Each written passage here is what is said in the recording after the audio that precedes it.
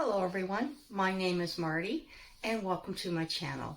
Today I am participating in the Every Bit Counts Challenge, which is run during the month of August. Our lovely host is Jessica from Three Rivers Homestead. If you've never heard of her, check her YouTube channel out.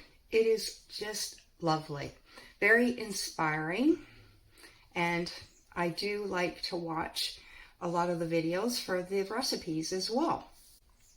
Now today I'm going to be working in my kitchen and I have a few things that I need to do outside, which I'll do later on, and so come join me. It was really nice today to go out and pick the beans that I had sitting out there on the plants waiting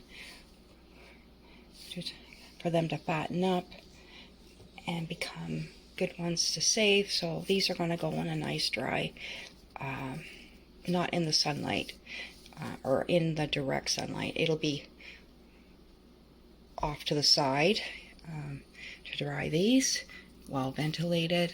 And I have also my different coneflowers here. They're different varieties as well.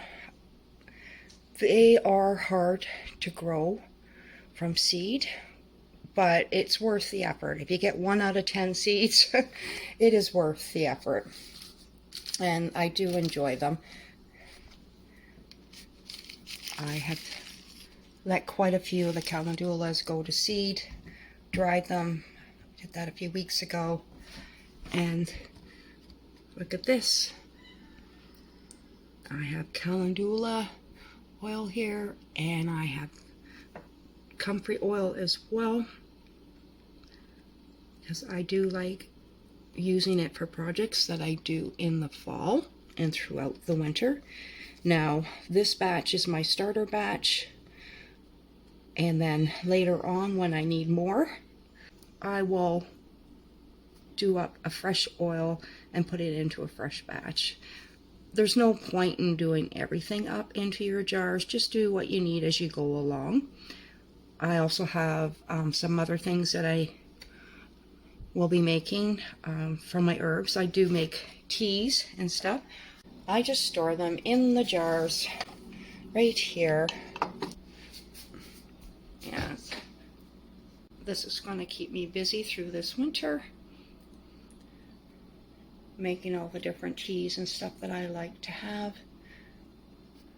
So I'm very happy with how much I have harvested. Oh, and I forgot too, and I have overflow on the floor too.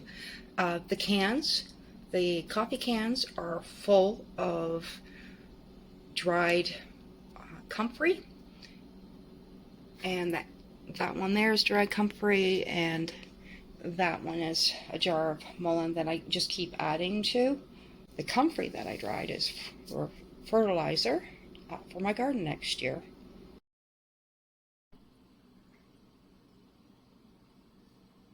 Well, Chris put the cupboard up and refilled it. The refrigerator has been running for several hours. We moved it over so that the light switch would be somewhat even around, because before it was over just a little too much. And potentially this is a usable space all the way down to the floor. For now we will leave it like that, but I'm thinking I might do a rollout here and here. We're going to do some kind of an office cubby, something that's open. The coffee maker is going to live over here because it does make sense with it being over here. There's a plug right behind it. We don't have anything we would ever plug into it other than that coffee maker. Now on this side, we put everything over to the left because I am creating usable space here. This piece is going to come off and be replaced with a new piece, and it's only going to go back somewhat on the floor. That'll be a last thing. And the piece that's over here will go on as well. That was the one piece when we bought the house. Of all the trim, that piece wasn't, for some reason, I think they took it off to put the fridge in, because the fridge literally took up right, like you couldn't even put a paper in between, a piece of paper in between it and the wall. He moved that all the way to the top. We lost our cup spacing, but I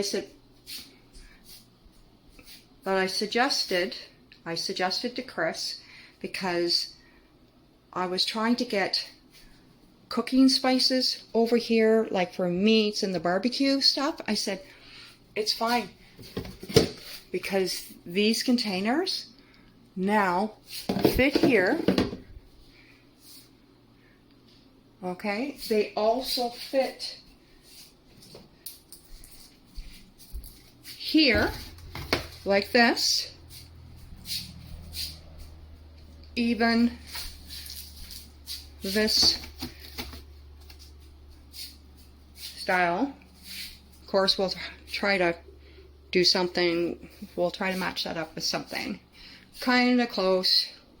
You'll only ever see just a little bit and never all of it. He's gone out to get a spacer, and this is going to become usable space on this side as well as up there. From here, what a difference that makes. What a difference. Now we are missing that cap on the bottom there. We just have to stip it yet and give it a little splash of white paint. Just so happy with it. Very handy, especially when you're eating here. Like, it's not going to interfere at all with it. It's visually pleasing from the living room as well. And when you look through here, wow, what a difference. Very pleased. It doesn't look like much, guys, but it took a lot of time. Like, I lost a couple of days right at the beginning of the Every Bit Counts challenge. I lost a significant amount of time because we had to rearrange all our freezers that we had, one downstairs, two out in the garage, and then, you know, get it all wiped out, get rolling with my projects. You know, it took quite a bit of time away. Bucket of flour, my go-to container for flour on the top, powdered milk, and drying my herbs and stuff, which honestly, most of that's out right now, until I put it in oil or a tincture or something. We are going to create a spot in the cupboard, probably right to the right where my mixer is going to go back up to. The 2 buckets will fit in there. It'll all fit in under there. So everything happens for a reason. And I told my hubby at the time, and this is a really sucky reason, but wait for the gifts that roll in. And truly, the gifts rolled in. We would have bought a fridge right at the beginning. Like I said, I think earlier in the video, we would have just put it in there, and we would never have thought of doing this. But because we had the opportunity of seeing that space and looking at it, and that's why I say to people, just hit pause, carry on. It's not a catastrophe. It's not life or death, because then you will find solutions. Hey, Stevie, she's still checking it out. She's like, ooh, I like that there. I can hide in there and jump out. Yeah. So I'm very grateful for the little bit of time that we had. It did make life interesting, because absolutely everything I ever needed for everything, pretty much, I was going to can, or your whole day, breakfast, lunch, snacks, grandchildren in and out, people in and out, making lunches for people that are going to work. All had to be either trucked in, made, and trucked back out. So we did double foot time for everything. Like, you come in with your creamer or whatever for your coffee, it needs to be put back in the fridge. It really gives true meaning to put it back in the fridge when you have to be, returning it to the garage, which fortunately wasn't that far away, but still, it's not just 2 steps away. That was the other thing too. When we got this fridge, it was a different color. We had to paint it white. It took working around the weather, because with the weather, you can't paint when it's 85 percentage of humidity in the air. So those days we did other things in the morning, and I did my projects for Every Bit Counts challenge in the heat of the day.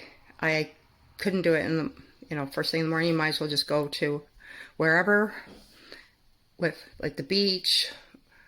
We did that a lot, and some rivers and that with grandchildren, with ourselves, made the most of it, and then come back and carry it on. And we had to wait. There was almost 2 weeks we had to wait before we could paint this fridge in the middle of all this challenge. Yeah, couldn't be happier with the whole outcome of this, and very happy this year with the Every Bit Counts challenge and the amount that I was still able to put away with this extra challenge on top of it. Also, a few other things as well that we worked around, and scheduling, stuff like that.